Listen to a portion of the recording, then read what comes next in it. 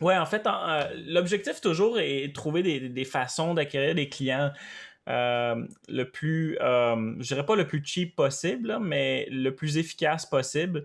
Et ça reste tout autant ciblé, dans le fond. La grosse problématique, souvent, quand on veut acquérir cheap, comme on dit, c'est que ça va être un peu plus large que notre audience. Donc, il fallait trouver une solution un peu qui sort un peu du traditionnel, dans le fond, où on pouvait engager beaucoup des gens qui étaient reliés à notre brand, à notre niche. Et c'est là où je suis tombé, en fait, sur le modèle de quiz, dans le fond. Euh, pour vous rappeler, moi, j'ai fait beaucoup de lead generation, dans le fond, pour des compagnies d'assurance dans le passé. Donc, j'étais très familier avec le modèle. La grosse différence, c'est que moi, à l'époque, je vendais les leads bruts, comme on dit, directement aux clients. Donc, c'était à eux de faire la filtration, disons, si on peut dire ça comme ça. Euh, Maintenant, ben, c'est que moi, je dois m'occuper de ça. Donc, je dois les filtrer, mais je dois aussi les convertir en vente. Donc, le challenge est d'autant plus grand. Ce qu'on a remarqué, c'est que dans Facebook, si on prend l'état d'esprit des gens quand ils sont sur Facebook, premièrement, c'est pas d'acheter. T'sais, on n'est pas sur Facebook pour acheter en ligne, on est sur Facebook pour s'amuser, voir des articles, parler à nos amis, etc. C'est vraiment ça l'état d'esprit. Des fois, quand on voit une pub, ben oui, peut-être on va être sur un mode d'achat parce que on tripe vraiment, on veut pas manquer l'opportunité. C'est vraiment de l'achat par impulsion. Mais moi, ce que je cherchais, c'est d'avoir des gens qui sont entre les deux ou qui peuvent devenir des futurs consommateurs chez moi et où je peux acquérir vraiment à faible coût.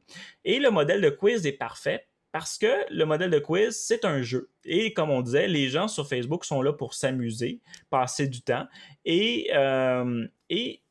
j'ai fait beaucoup de concours aussi dans le passé. Puis le problématique avec le concours, c'est que autant tu dis tu peux gagner, autant tu dis il y a peut-être une gamique en arrière. Tu sais, c'est jamais trop sûr. Tu sais, gagner une croisière aux Caraïbes, gagner une Mercedes, gagner whatever, ça a l'air toujours trop gros pour être vrai. Fait que le quiz, ça reste encore très simple. C'est un jeu. T'as pas vraiment d'engagement là-dedans. Si ça te parle, donc nous, c'est un quiz sur les bikers, dans le fond. Puis c'était plutôt à quel type de biker tu te ressembles, dans le fond. Fait que, tu sais, on a des choix comme, je pense, Jack de Son of Anarchy, puis, puis plein d'autres, en fait. Là, je me rappelle plus tous les noms. Là, Des bikers reconnus. ouais, des bikers reconnus, exactement. Puis, donc, tu sais, ça parle aux gens. Tu sais, si t'es biker, t'as peut-être le goût, ou par curiosité, t'as juste le goût de savoir t'es qui, tu sais. Puis on voit des fois des trucs comme ça, c'est ce genre sur Game of Thrones, tu sais, quel personnage de Game of Thrones tu Ouais, serais. ouais, ouais. Puis tu vois, il y a toujours beaucoup d'engagement là-dessus. Fait que c'était un peu l'idée, en fait, de ce côté-là. Fait qu'on a mis ça en place, on a fait plusieurs tests. Évidemment, on drive toute la publicité sur Facebook. Et au début, bon, on avait, je te donne un exemple, on avait à peu près 17 sous du lead qu'on ramassait. Ça allait très bien, toujours un très haut taux de conversion. 8 pages, vraiment, les gens ont 8 segments à remplir avant qu'on leur demande leur courriel. Donc, on leur demande leur courriel à la fin et leur nom s'ils veulent avoir le résultat. Donc, c'est vraiment comme ça qu'on les a. Et puis, c'est ça, on a à peu près 30% de conversion sur ce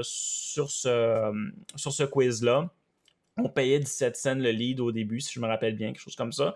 Au Ton fil du clic temps, revient vraiment pas cher. non, c'est ça. Le clic devient vraiment pas cher. Mais on a changé un peu. On a twisté la chose. C'est comme je dis, moi, je tripe vraiment Facebook. Donc, j'essaie de regarder vraiment tous les angles, toutes les variations.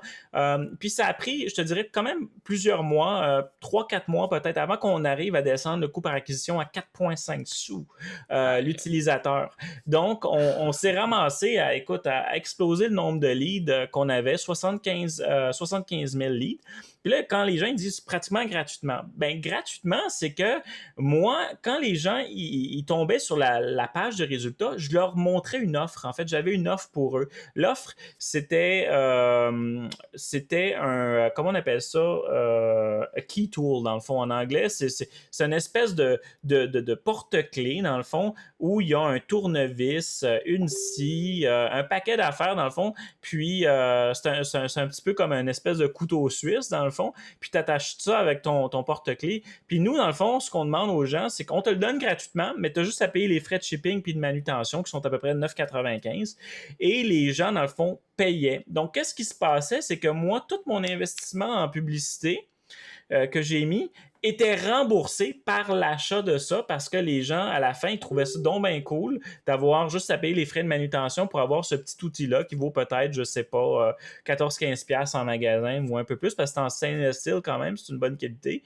Alors, dans le fond, c'est un peu comme ça qu'on est rentré dans nos frais, que ça nous a rien coûté et qu'on a pu augmenter notre base de données C'est quoi, de les gens, ils courriel. achetaient d'autres choses en plus?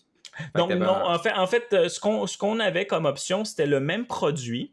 Donc, et en upsell, ils pouvaient en acheter, si je me rappelle bien, 3 autres en plus pour un montant extra. OK. Et s'ils ne voulaient pas, ben là, on leur donnait une autre offre. On a essayé plein d'offres, donc si les gens vont voir la vidéo, ils vont voir que dans cette vidéo-là, on faisait une promo avec une ceinture, avec un couteau dans la ceinture, un couteau qu'on s'entend qui est quand même légal. Là. La lame est plus petite que la main, etc. Donc, c'est pas supposé de choquer. Je sais qu'il y a certains États, puis on a eu la réflexion, certains États aux États-Unis que ça marche pas, etc. Mais si tu suis les bons États, il n'y a pas de problème. On l'a testé.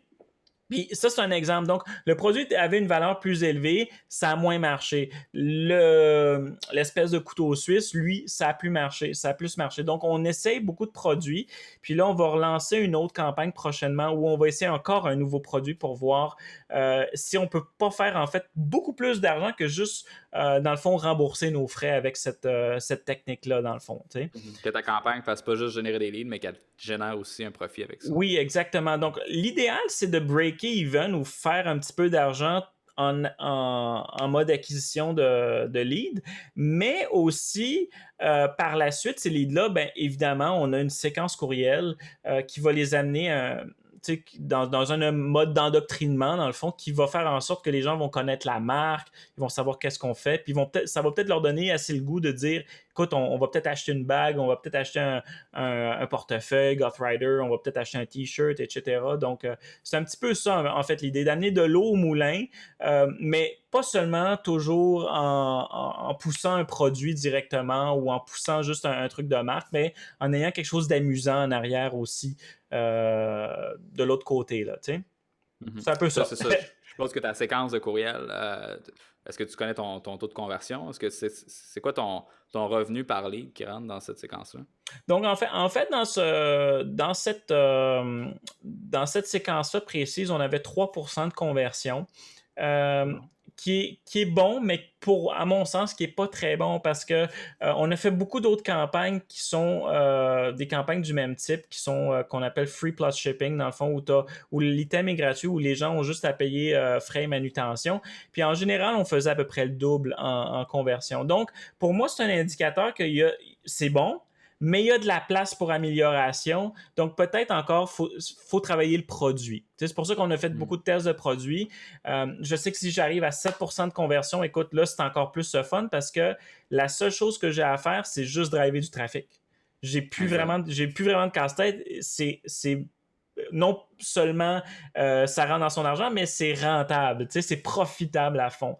Donc, on est toujours dans cette espèce d'élément-là. Puis encore là, comme je dis, l'idée, c'est de trouver d'autres angles que juste faire une promo traditionnelle pour le produit lui-même ou pour le brand, ou etc. Et il y a plein de façons de générer un coût de trafic beaucoup moins cher, puis d'aller chercher de l'acquisition de clientèle par la bande beaucoup moins cher que juste vendre un produit directement qui va te coûter des fois.